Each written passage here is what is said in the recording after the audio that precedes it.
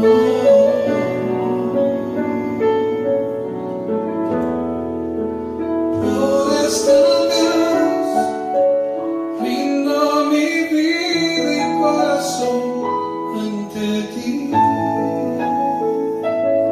¿qué tal? Muy buenas noches, bienvenidos una vez más a esta clase de discipulado abierto que estamos realizando desde el Centro Cristiano Río Grande, compartiéndolo para todas las naciones, para todos aquellos que se están conectando de distintos lugares, y venimos hablando hace ya varias semanas acerca del Evangelio eterno. Este es el tema que nos convoca en este tiempo, y calculo que en este año por lo menos gran parte nos va a llevar, gran parte del año, desarrollar todo lo que dice la Biblia con respecto al Evangelio eterno. Un tema maravilloso, profundo y totalmente esencial, absolutamente esencial para los tiempos que corren, para los tiempos que estamos viviendo, ¿sí?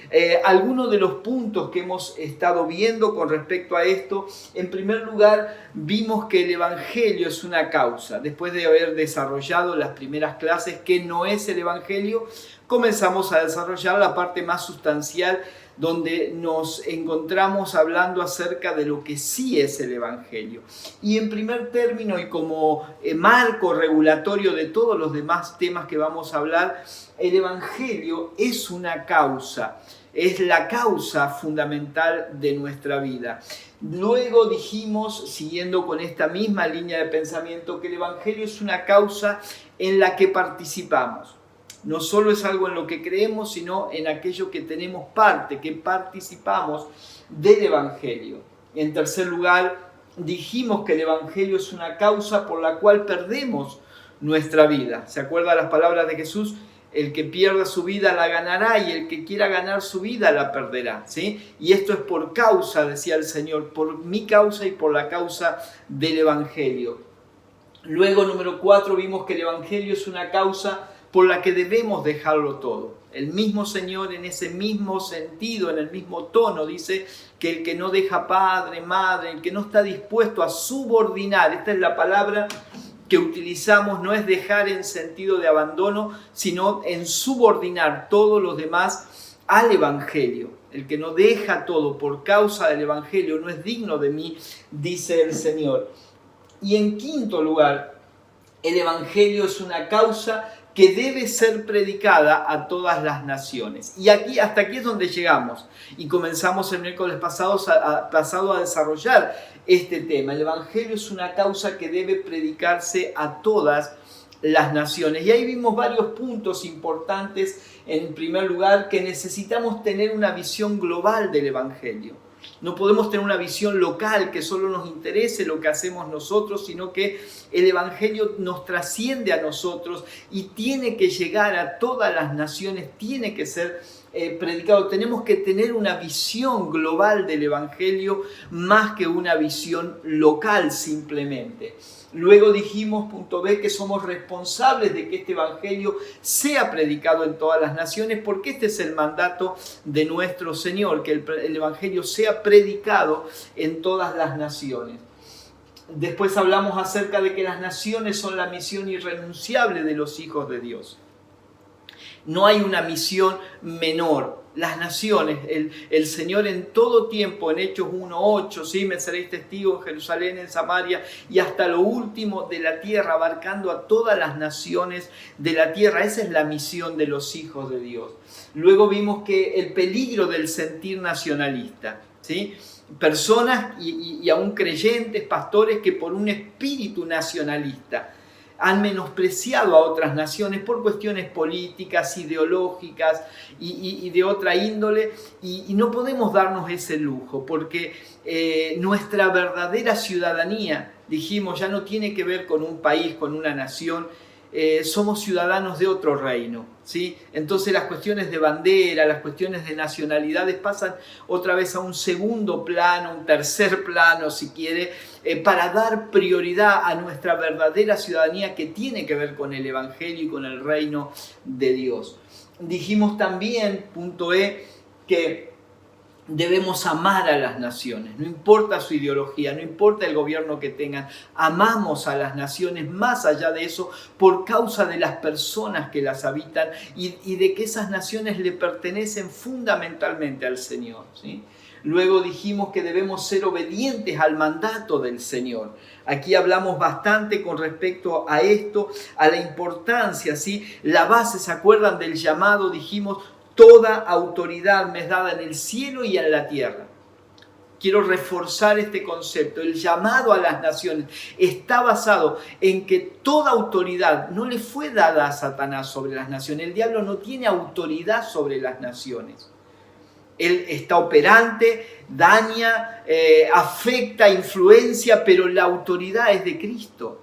Toda autoridad me fue dada, dice el Señor, en el cielo y en la tierra. Y en base a esa autoridad nos deja una dirección. Vayan. No es llamen que la gente venga. No, vayan.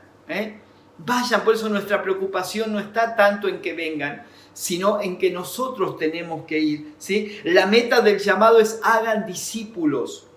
Sobre la autoridad que se le ha sido dada a Cristo, la dirección es salir, ir a las naciones, ¿sí? Y hacer discípulos, no solamente convocar gente, sino llevar a esas personas a que se transformen en aprendices de Cristo, en discípulos de Cristo. Dice que luego el alcance de ese llamado es a todas las naciones.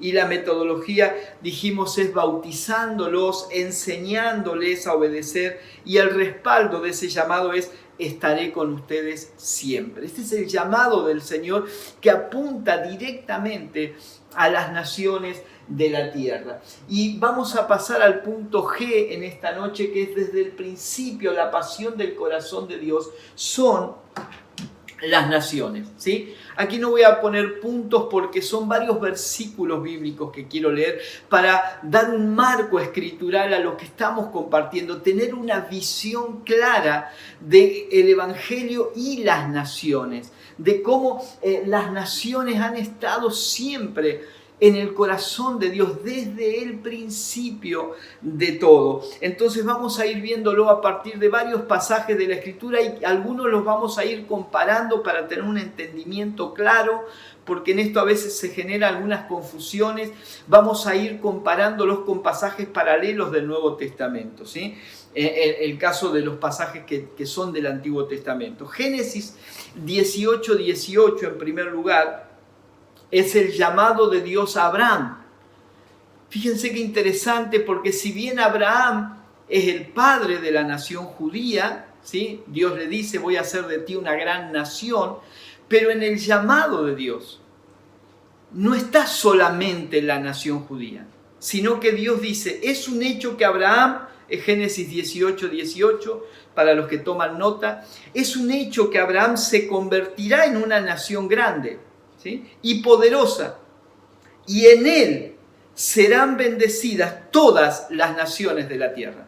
Se convertirá en una nación grande y poderosa, pueblo de Israel, pero en él serán bendecidas todas las naciones de la tierra. O sea, en el llamamiento de Dios a Abraham ya estaban incluidas todas las naciones de la tierra, ¿sí? No se refería a una nación, sino a todas las naciones de la tierra. En 22:18 Dios revalida esa palabra dada a Abraham y dice, puesto que me has obedecido, todas las naciones del mundo, otra vez, todas las naciones del mundo serán bendecidas por medio de tu descendencia. ¿Sí? Es importante entender esto porque podemos ver aquí el propósito eterno de Dios, que tiene que ver, el eje central del obrar de Dios son las naciones. Son las naciones. Dios llama a Abraham, sí hace de él una nación grande, ¿sí? Que después vamos a ir viendo, pero en el corazón de Dios no había una nación, sino las naciones. Todas las naciones.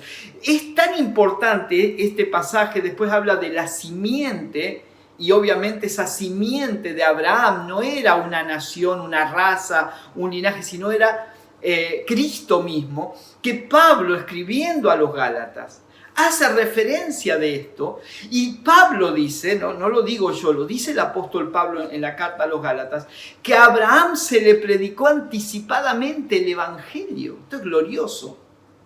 ¿Por qué a Abraham se le predicó el Evangelio? Porque el Evangelio siempre fue destinado a todas las naciones desde el llamamiento de Abraham. O sea, Dios hace con Abraham un pacto eterno. Después, más adelante, Dios va a hacer el pacto que llama la Biblia, llamamos el antiguo pacto, ¿sí? Y que los apóstoles llaman también el antiguo pacto, el pacto de la ley con Israel. Eso viene después en Éxodo, pero acá Dios hace con Abraham un pacto eterno que no tiene que ver puntualmente con Israel, solamente con Israel, Israel como el germen, como el inicio, pero que tiene que ver con todas las naciones de la tierra.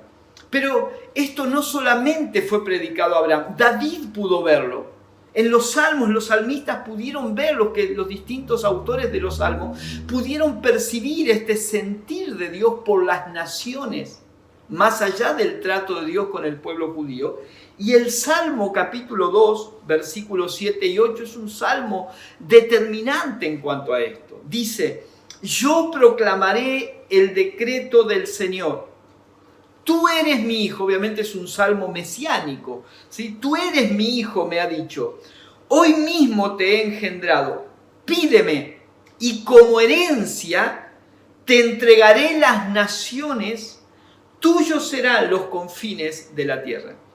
Maravilloso, aquí dos apreciaciones, dos conceptos que se van a repetir en otros pasajes, que son, por un lado, el concepto de herencia, ¿sí? En primer lugar, el concepto de herencia. Luego, el concepto de las naciones. Y en tercer lugar, los confines de la tierra.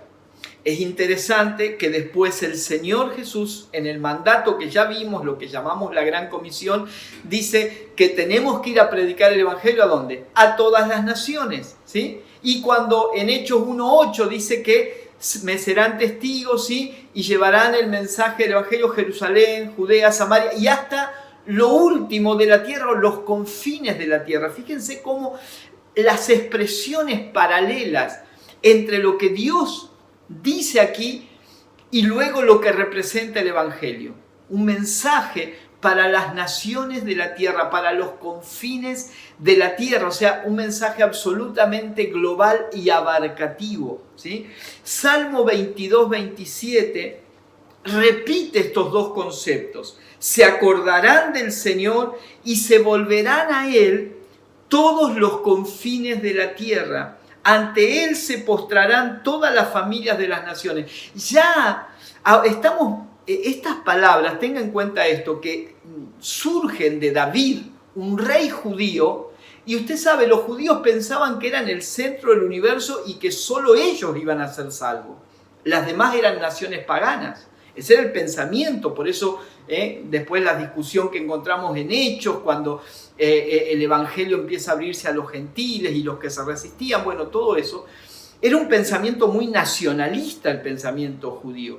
Pero aún así, con ese pensamiento, David tiene la capacidad de ver que Dios, ¿sí?, tenía en mente no una nación, sino todas las naciones, todos los confines de la tierra, todas las familias de las naciones estaban en el corazón y en el plan de Dios. Salmo 22, 27, ese es el que leímos recién, Salmo 45, 17. Salmo 45, 17. Haré que tu nombre se recuerde por todas las generaciones, por eso las naciones te alabarán eternamente y para siempre. O sea, en el propósito de Dios están las naciones. Las naciones han sido la intención, llegar a las naciones, reinar sobre las naciones. Ha sido el plan de Dios, el plan eterno, el propósito eterno de Dios. Salmo 67, vamos a leer varios versículos allí. Dice, Dios nos tenga compasión y nos bendiga. Desde el antiguo pacto se esperaba la bendición. En el Nuevo ya la tenemos, ¿no? No la pedimos, pero aquí dice el salmista, Dios nos tenga compasión y nos bendiga. Dios haga resplandecer su rostro sobre nosotros, para que conozcan en la tierra, para que se conozcan en la tierra sus caminos y entre todas las naciones su salvación. ¿Sí? Entre todas las naciones su salvación. Que te alaben, oh Dios, los pueblos, que todos los pueblos te alaben. Alégrense y canten con júbilo las naciones, porque tú las gobiernas con rectitud y tú guías a las naciones de la tierra. Que te alaben, oh Dios, los pueblos, que todos los pueblos te alaben. Fíjese la reiteración aquí, la referencia a todos los pueblos, a toda lengua, a todas las naciones. La tierra dará entonces su fruto y Dios, nuestro Dios, nos bendecirá. Dios nos bendecirá y le temerán todos los confines de la tierra. Otra vez, ¿eh? Todas las naciones, todos los confines de la tierra. Salmo 86:9 también hace referencia a esto. Todas las naciones que has creado vendrán, Señor, ante ti, se postrarán y glorificarán tu nombre.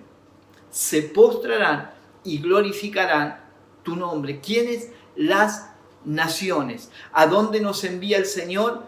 A las naciones. ¿Qué debemos amar los hijos de Dios? Las naciones. Nuestra visión debe ser una visión no localista simplemente, sino hacia las naciones de la tierra. Ahora quiero que vayamos a Isaías capítulo 2, el libro del profeta Isaías capítulo 2.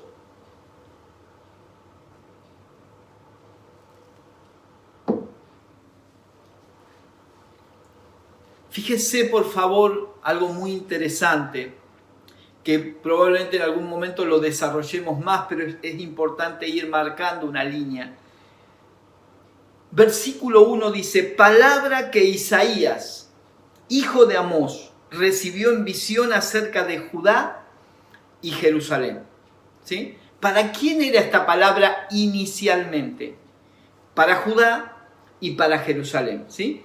Y dice esta palabra, en los últimos días, el monte de la casa del Señor será establecido como el más alto de los montes, se alzará por encima de las colinas y hacia él confluirán todas las naciones. El monte de la casa del Señor será establecido, dice, como el más alto de los montes, se alzará por encima de las colinas y hacia él confluirán todas las naciones.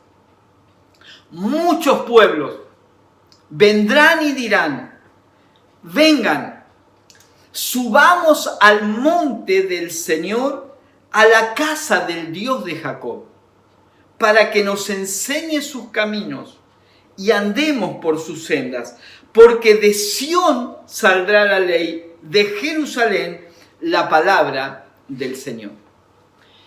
Pregunta que debemos hacernos. Primero, hay una referencia aquí a todas las naciones. Ahora, todas las naciones irán a Israel en busca de la palabra de Dios, porque aquí habla de Jerusalén, habla de Sión, de la casa del Dios de Jacob, del monte del Señor. ¿A qué se refiere con esto Isaías con respecto a todas las naciones? ¿Todas las naciones tendrán que mirar a Israel? ¿O cuál es el lugar de las naciones en relación al Evangelio? Quisiera leer un pasaje paralelo a esto por las expresiones. Hebreos capítulo 13. Hebreos capítulo 13, versículo 18. El escritor está hablándole a judíos, a hebreos, que conocen todos estos pasajes y conocen la ley. Y les dice, Hebreos 13, 18, preste atención por favor. Ustedes no se han acercado a una montaña que se puede tocar.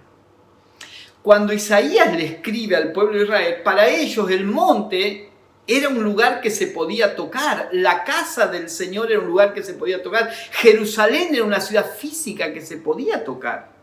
Pero ahora el escritor a los hebreos dice, ustedes no se han acercado a una montaña que se puede tocar o que esté ardiendo en fuego, ni a oscuridad, ni tinieblas y tormenta, ni a sonido de trompeta, ni a tal clamor de palabras que quienes lo oyeron suplicaron que no se les hablara más. Está hablando del monte Sinaí, donde se dio la ley, un lugar emblemático para los judíos. Porque no podían soportar esta orden. Será apedreado todo el que toque la montaña, aunque sea un animal. Tan terrible era este espectáculo que Moisés dijo, estoy temblando de miedo. Esto fue lo que pasó cuando se dio la ley. Ahora, fíjense, algo que para el pueblo judío era tan glorioso, el hecho de que el dedo de Dios haya escrito en tablas de piedra y le haya dado la ley de Moisés, ahora se lo presenta como algo espantoso, como algo que llenaba de temor, como algo que aterrorizaba de alguna manera. Y el escritor a los hebreos dice, ustedes no tienen nada que ver con eso.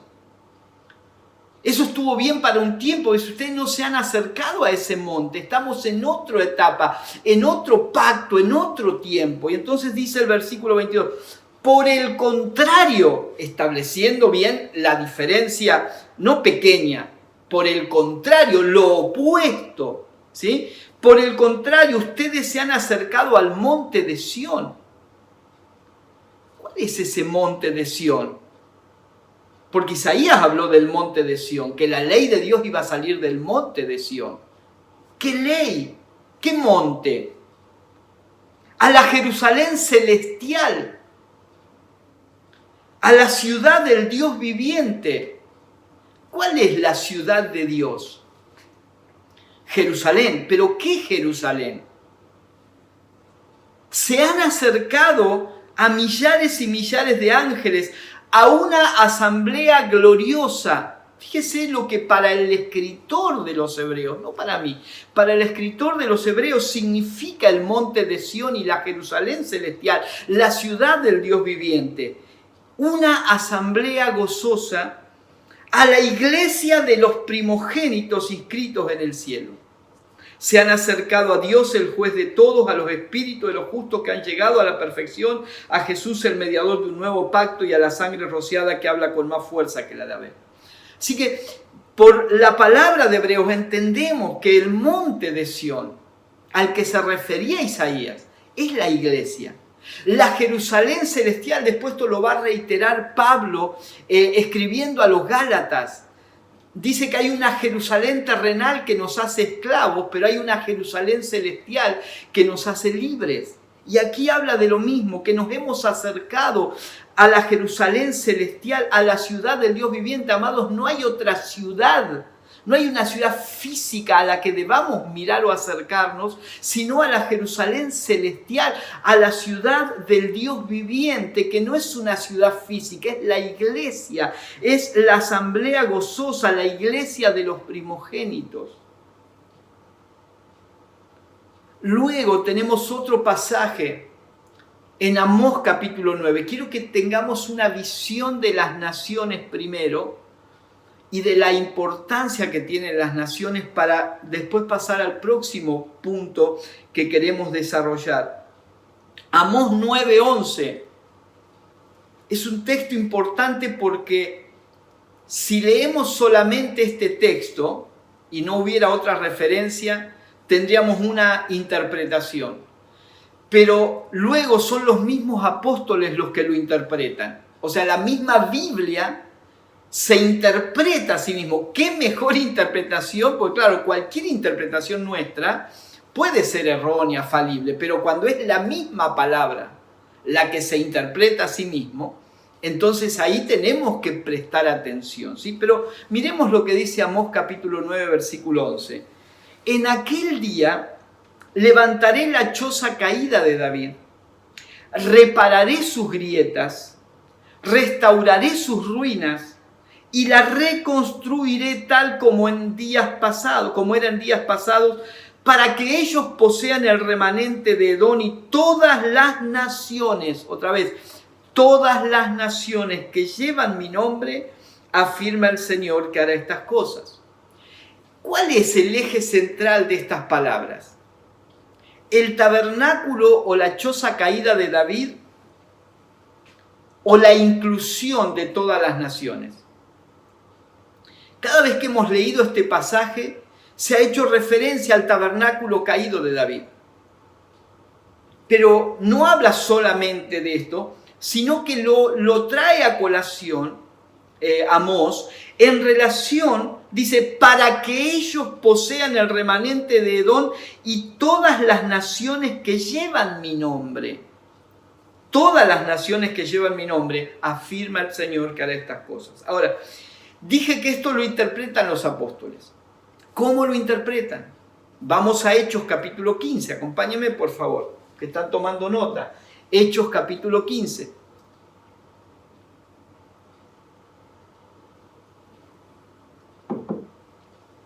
Versículo 13. El contexto, para no leer todo, después usted lo puede leer en su Biblia, el contexto es el concilio de Jerusalén. Había disputa entre los judíos porque los gentiles estaban empezando a convertirse al Señor y tenían que ser agregados a la iglesia. Y si bien había una aceptación de que eso sucediera, algunos querían poner ciertas condiciones a esto. En medio de todo eso, ¿sí? Estaban Pablo allí y Pedro, que dieron sus testimonios. Pedro habló de lo que pasó en la casa de Cornelio, Pablo de su viaje misionero. Dice, cuando terminaron de dar estos reportes, Jacobo tomó la palabra, uno de los 12 y una de las autoridades, evidentemente, de la iglesia primitiva, hasta que luego es decapitado. Tomó la palabra y dijo, hermanos, escúchenme. Simón nos ha expuesto cómo Dios desde el principio, escúchenme bien, no un plan B, desde el principio. Subraye esto, por favor, ¿sí? Desde el principio tuvo a bien escoger de entre los gentiles un pueblo para honra de su nombre. Dios tuvo a bien escoger desde el principio. ¿Se acuerdan lo que dijimos de Abraham? Abraham, en ti serán benditas todas las naciones. O sea, desde el principio las naciones estaban en el corazón de Dios. Esto es lo que estamos desarrollando y avalando con lo que dicen las Escrituras, ¿sí? Ahora miren el versículo 15. Con esto, ¿qué es esto? Que Dios tuvo a bien desde el principio escoger entre los gentiles a un pueblo. O sea, la inclusión de los gentiles a la iglesia y al evangelio. Con esto concuerdan las palabras de los profetas, tal como está escrito, y ahí hace referencia a Amós. Después de esto volveré y reedificaré la choza caída de David, reedificaré su ruina y la restauraré para que busque al Señor el resto de la humanidad. Todas las naciones que llevan mi nombre, así dice el Señor que hace estas cosas conocidas desde tiempos antiguos. Así que para Santiago, Jacobo aquí, ¿sí? Para los apóstoles, la referencia de Amós no tenía que ver tanto con la choza caída de David, sino con lo que eso significaba. ¿Y qué significaba eso? ¿Sí? Para que busquen al Señor el resto de la humanidad, todas las naciones que llevan mi nombre. O sea, para avalar, hermanos, para avalar el hecho de que los gentiles iban a ser coherederos de la gracia y del evangelio juntamente con los judíos, de que en el corazón de Dios desde el principio, otra vez, no como un plan B, desde el principio estaban todas las naciones. Santiago interpreta las palabras de Amós y dice, en esto, lo que estaban diciendo los discípulos, concuerdan, ¿sí? Dice que Dios desde el principio, quiero leerlo de nuevo para que por favor no le hagamos decir a la Biblia lo que no dice, sino que leamos lo que Santiago está interpretando del Antiguo Testamento. De un pasaje que inicialmente fue para Israel, pero que ahora los discípulos le dan una aplicación, una interpretación, los apóstoles. Y dice otra vez, Simón, versículo 14, nos ha expuesto cómo Dios desde el principio tuvo a bien escoger de entre los gentiles un pueblo para honra de su nombre. El tema acá es la validez de los gentiles o la inclusión de los gentiles como pueblo de Dios. Con esto, con esa incursión de los gentiles, con esta aceptación de los gentiles como parte del pueblo de Dios, coherederos de la gracia, con esto concuerdan las palabras de los profetas. Y ahí viene entonces, reedificaré la casa caída de David. ¿Pero para qué? ¿Qué sentido tiene esto? ¿Con qué tiene que ver esto? ¿Con nuestros rituales? ¿Con qué tiene que ver? ¿Con nuestras celebraciones? No. Para que busquen al Señor el resto de la humanidad. El tema central acá, por favor, entendamos la hermenéutica correcta. El tema central no es ni la choza de David. El tema central acá es que Dios, desde el principio, tuvo en su corazón todas las naciones, para que busquen al Señor el resto de la humanidad, todas las naciones que llevan mi nombre, ¿sí? O sea, ahí podemos ver claramente el corazón de Dios y cómo pasajes que inicialmente tenían una aplicación con Israel, ahora en el nuevo pacto los apóstoles le dan una aplicación que tiene que ver con todas las naciones, ya no con una nación, sino con todas las naciones. Vamos a otro pasaje que es Hechos capítulo 17.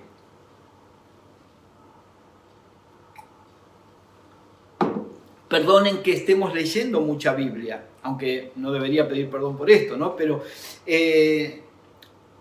se trata de fundamentar con la palabra este tema que es muy importante para no entrar en confusión y ver qué nos dice, no mi opinión, no lo que escuché por ahí, sino qué dice la Biblia realmente, ni siquiera lo que yo siento en mi corazón, qué dice la palabra, porque lo que yo pueda sentir no es fiel. Puede ser bueno, no lo descartamos, pero también me puedo equivocar, engañoso es el corazón, ¿no? Pero la palabra de Dios es fiel y exacta. Hechos 17, 24. Dice así, el Dios que hizo el mundo y todo lo que hay en él es Señor del cielo y de la tierra. Concuerda con las palabras de Jesús, toda potestad, todo poder, toda autoridad me ha sido dada, ¿no? Es Señor del cielo y de la tierra. No vive en templos construidos por hombres. De esto hemos hablado en su momento. Ni se deja servir por manos humanas como si necesitara de algo. Por el contrario, Él es quien da a todos vida, la vida, el aliento y todas las cosas. Escuche por favor. De un solo hombre hizo todas las naciones para que habitaran toda la tierra. Y determinó los períodos de su historia y las fronteras de sus territorios. Está hablando de todas las naciones. Esto lo hizo para que todos lo busquen. O sea, todas las naciones. Y aunque sea a tientas, lo encuentren. En verdad, Él no está lejos de ninguno de nosotros, pues que en Él vivimos, nos movemos y existimos, como algunos de sus propios poetas griegos han dicho, de Él somos descendientes. Por tanto, escuchen por favor, porque aquí entra una cuestión de descendencia y de linaje. Por tanto, siendo descendientes de Dios, no debemos pensar que la divinidad sea como el oro, la plata o la piedra, escultura hecha como resultado del ingenio y de la destreza del ser humano. ¿A quién se refiere cuando dice siendo descendientes de Dios? Aquello de lo que viene hablando, o sea, todas las naciones. ¿Quiénes son los descendientes de Dios? Todas las naciones. Pues bien, dice el versículo 30, Dios pasó por alto aquellos tiempos de tal ignorancia, pero ahora manda a todos, en todas partes, que se arrepientan. Él ha fijado un día en que juzgará al mundo con justicia por medio del hombre que ha designado. De ello ha dado pruebas a todos al levantarlo de entre los muertos. Aquí tenemos otra vez esta verdad gloriosa, ¿sí? De la descendencia. Por tanto, siendo descendientes de Dios, siendo descendientes de Dios, Dios manda a los hombres en todas partes que se arrepientan, ¿sí? Entonces, la verdadera descendencia eterna es aquella que nos abarca a todos los seres humanos, pues todos somos descendientes de Dios. Y por la fe en Dios, quiero aclarar esto, porque somos descendientes, pero a los descendientes se les manda a arrepentir. ¿Por qué? Porque por la fe y el arrepentimiento pasamos no solo al ser descendientes, sino hijos de Dios, ¿sí? Lo cual es un atributo de aquellos que por la fe han recibido al Señor. Ahora vamos al Nuevo Testamento, por favor, a Gálatas capítulo 3. Gálatas capítulo 3, versículo 7. El texto que anteriormente había hecho referencia yo cuando iniciamos con el llamado a Abraham, ¿sí? Por lo tanto, sepan que los descendientes de Abraham son aquellos que viven por la fe. O sea, vuelve al origen. Hubo un tiempo en que los descendientes de Abraham eran los judíos. Por eso Jesús dice, ustedes dicen nuestro padre Abraham, ¿sí? O sea, los judíos siempre se consideraron hijos de Abraham, nuestro padre Abraham, y de hecho lo fue. Dios le dijo, voy a hacer una nación grande. Pero en el inicio de esa promesa, ¿sí? Esa nación grande o esa descendencia tenía que ver primero con Cristo, con la simiente, que iba a bendecir a todas las naciones. Ahora, Pablo dice, sepan que los descendientes de Abraham son aquellos que viven por la fe. O sea, ya no es una cuestión de sangre, ni de territorialidad, ¿sí? Ni de linaje, ni raza. Ahora, ser descendientes de Abraham es una cuestión de fe. La cuestión de raza, tierra, linaje quedó atrás. Ahora es una cuestión de fe. En efecto, la Escritura, escuche por favor, habiendo previsto que Dios justificaría por la fe a las naciones, anunció de antemano el Evangelio a Abraham. Por medio de ti serán bendecidas todas las naciones. ¿Cuál es el anuncio que a Abraham se le hizo del Evangelio? Que en él serían benditas todas las naciones. ¿Por qué? Porque por causa de la fe, ser descendiente de Abraham ya no iba a ser una cuestión humana, de la carne, del linaje, ni de tierra, sino una cuestión puramente de fe.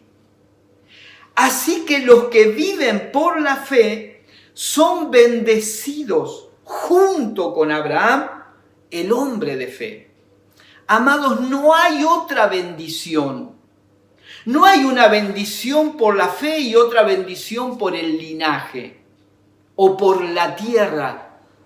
Toda promesa de bendición se cumple en Cristo por medio de la fe. Entonces aquí vamos al siguiente punto. Quiero ver cómo estoy con el tiempo. No sé si lo vamos a poder terminar, pero bueno, avanzamos un poquito más. todas las naciones, dijimos, ¿sí? Están en el corazón de Dios. Ahora, el plan de Dios, y aquí es donde entra el Evangelio, ¿sí? De todas las naciones, una sola nación. O sea, de todos los pueblos de la tierra, Dios está levantando una sola nación. ¿Cuál es la nación que Dios está levantando en este tiempo? Y la que es parte de, no de un proceso temporal o de un trato temporal de Dios, sino del propósito eterno de Dios, donde se cumplen las promesas que se le hizo a David, como nos enseña después el libro a los Hebreos, claramente. De todas las naciones, ¿sí? O sea, en el plano temporal, Dios trató con una nación, ¿sí? Por un tiempo. Pero en el plano eterno, que es donde entra el Evangelio, por eso hablamos del Evangelio eterno, en el plan eterno, de todas las naciones, Dios hace su nación, su pueblo. Y esto lo vemos comenzamos varios pasajes, pero Efesios capítulo 2, para los que están anotando, versículo 14.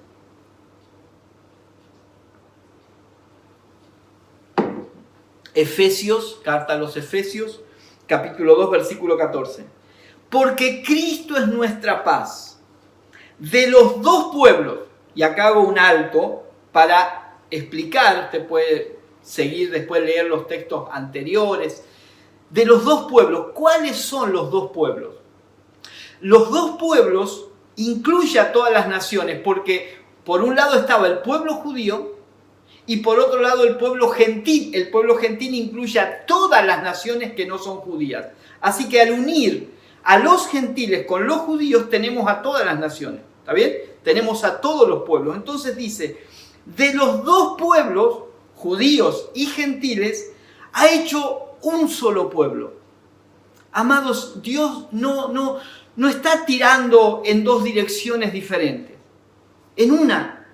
Dios hizo un solo pueblo, derribando, escuche bien por favor, porque esto es importante, derribando mediante su sacrificio el muro de enemistad que nos separaba. O sea, toda separación entre Israel y los gentiles fue derribada en la cruz. Por eso después Pablo va a decir, y no puedo leer todos los versículos que hay, pero Pablo va a decir, ya no hay judío ni griego. Ya no es una cuestión de nacionalidad, eso quedó en el pasado. No es una cuestión de territorialidad, eso quedó en el pasado. Versículo 15 dice Efesios 2. Pues anuló la ley. Esto es muy fuerte, Anuló la ley con sus mandamientos y requisitos. Y no es que la anuló por un tiempo para en un futuro volver a la ley. No, la anuló. Esto lo hizo, escuche bien por favor, esto lo hizo, o sea, derribar la pared de los dos, un solo pueblo, derribando la pared, anulando la ley, todo esto. Esto lo hizo para crear en sí mismo de los dos pueblos una nueva humanidad al hacer la paz. O sea, en el Evangelio eterno, amados, y en el plan de Dios, ahora y de aquí en adelante, o desde la cruz en adelante, Dios ya no ve a Israel y a las naciones. Ahora Él unió esto en una nueva humanidad, en la que incluye, por supuesto, a Israel, a todos los judíos que acepten a Cristo, de la misma manera que a todos los que no somos judíos y aceptamos a Cristo. Y abrazamos el Evangelio. Por eso no se trata de que Dios desplazó a Israel. Pablo se pregunta en Romanos allí, ¿ha desechado Dios a Israel? No, de ninguna manera, porque no es que Dios dijo, bueno, Israel no va más, ahora los gentiles. No. De los dos hizo uno. Israel más los gentiles, una nueva humanidad. Este es el Evangelio, no hay lugar para otra cosa en el Evangelio que ver esta nueva humanidad para reconciliar con Dios a ambos en un solo cuerpo mediante la cruz por la que dio muerte a la enemistad. Ahora escuche por favor, ¿sí? Porque aquí está hablando de dos pueblos, un solo pueblo. Está diciendo de dos pueblos, una nueva humanidad, un pueblo, una humanidad, un cuerpo. Anote allí, ¿sí? Los que están anotando. Un pueblo, una humanidad nueva, un cuerpo. Versículo 17. Él vino y proclamó paz a ustedes que estaban lejos y paz a los que estaban cerca. Lejos los gentiles, cerca los judíos. Pues por medio de él tenemos acceso al Padre por un mismo espíritu. ¿Sí?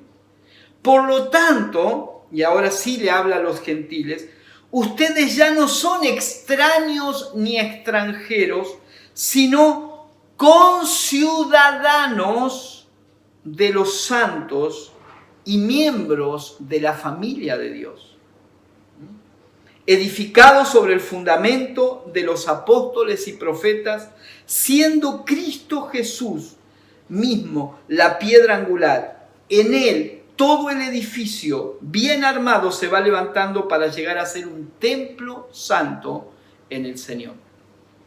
Hermanos, ¿cuál es la habitación de Dios?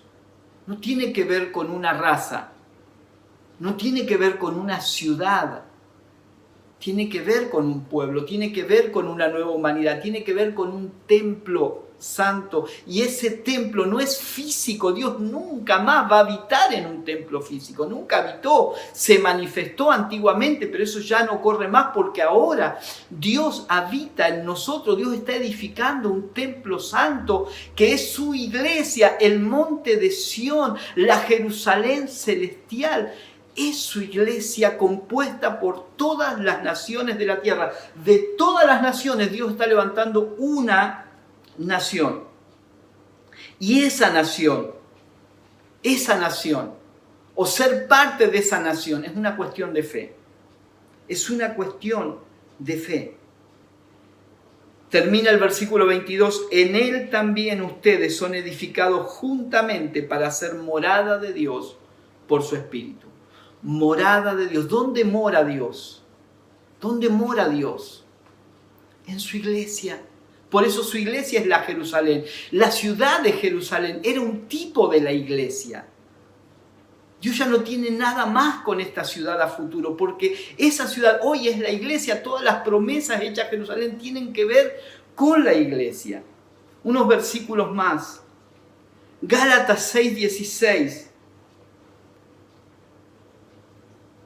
Reflejando esto que estamos diciendo, que de todas las naciones, una sola nación. ¿Cuál es esa nación?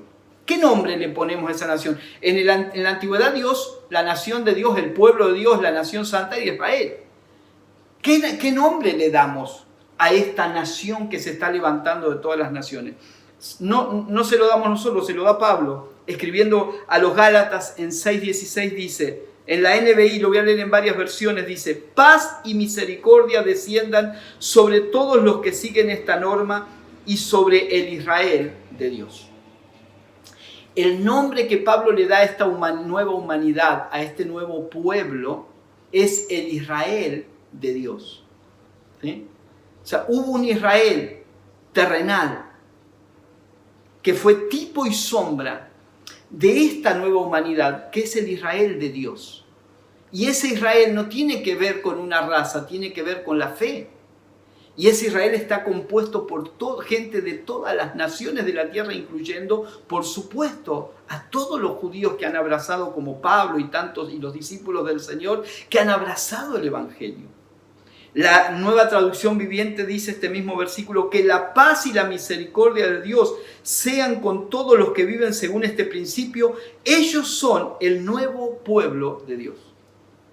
Ellos son el nuevo pueblo de Dios. El Israel de Dios es la iglesia. Por eso toda promesa temporal que fue dada a Israel en el plano temporal se cumple en la iglesia, que es el Israel de Dios. El apóstol Pedro, en 1 de Pedro 2, 9 y 10, ya estoy muy pasado con el tiempo, pero deme 2 minutitos más, por favor. En 1 Pedro capítulo 2, versículo 9 y 10, leemos un texto que todos lo conocemos, pero creo que no hemos visto algo, la trascendencia que tienen las descripciones que hace Pedro. Pero ustedes, le está hablando a creyentes de todas las nacionalidades, ¿sí?, al pueblo de Dios, al Israel de Dios, pero ustedes son linaje escogido, real sacerdocio, nación santa, pueblo que pertenece a Dios, para que proclamen las obras maravillosas de aquel que los llamó de las tinieblas a la luz admirable. Ustedes que ni siquiera eran pueblo, ahora son pueblo de Dios. Antes no habían recibido misericordia, pero ahora sí han recibido, o ya la han recibido. Yo quiero que preste atención porque estas 4 definiciones siempre se aplicaron al Israel terrenal, al pueblo de Dios, a Israel, linaje escogido. Era el linaje escogido de entre todas las naciones de la tierra. Dios escogió a Abraham y de él hizo una nación, un linaje que era el linaje de Judá, de donde nace el Señor, ¿sí? Linaje tenía que ver con descendencia según la carne.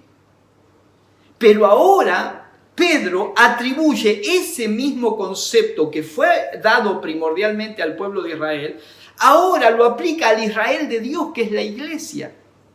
Y dice, ustedes son linaje escogido, real sacerdocio. Dios le dice a Israel, creo que es en Deuteronomio, ustedes me serán un pueblo de sacerdotes. Pero ahora Pedro, eso que era para Israel en el plano temporal, ahora Pedro lo atribuye a la iglesia. Y dice, ustedes son el real sacerdocio, el sacerdocio de la realeza, del rey, los sacerdotes del rey, son ustedes. El Israel de Dios, la iglesia, el monte de Sión, la Jerusalén celestial. La asamblea gozosa, la iglesia de los primogénitos y todos los sinónimos, el templo que Dios está edificando. Nación santa. ¿Quién fue la nación santa? Israel. ¿Y ahora quién es la nación santa? Israel. Lo que pasa es que este Israel no tiene nada que ver con el otro. El Israel primitivo tenía que ver con un linaje terrenal.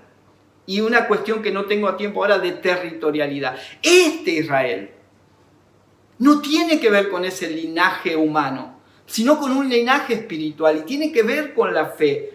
Es un sacerdocio al servicio del rey. Y ahora este pueblo de Israel espiritual, este Israel de Dios, la iglesia, es su nación santa.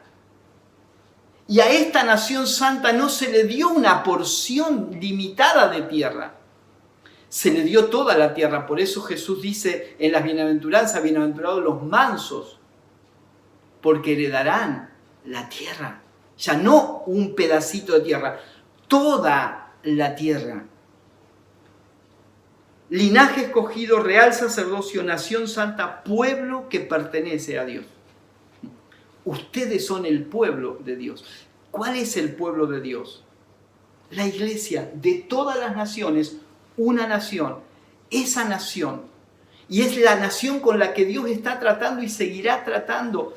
Esa es la nación de Dios, el Israel de Dios, su iglesia. Y esa iglesia es la que lo tiene que dar a conocer en las naciones. Por eso predicamos a todas las naciones y llevamos a todas las naciones el mensaje del Evangelio, porque de entre todas las naciones Dios está levantando su nación, su pueblo santo, su nación santa, su linaje escogido, su real sacerdocio, su pueblo que ha sido adquirido para Él.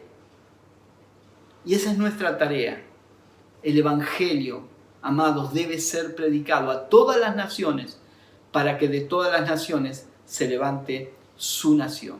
Buenas noches, que podamos seguir compartiendo esta palabra, que usted la pueda compartir a través de sus muros también, dejar sus comentarios con respecto a lo que estamos compartiendo. Si alguno ha empezado a ver estos estudios en las últimas semanas, quiero decirle que en nuestro canal de YouTube del Centro Cristiano Río Grande, en la República Argentina, allí están todos los capítulos anteriores, así que usted, si quiere ir siguiendo toda la secuencia, los va a encontrar allí. El próximo miércoles, 20 horas, nos encontramos para seguir hablando acerca de este glorioso Evangelio eterno.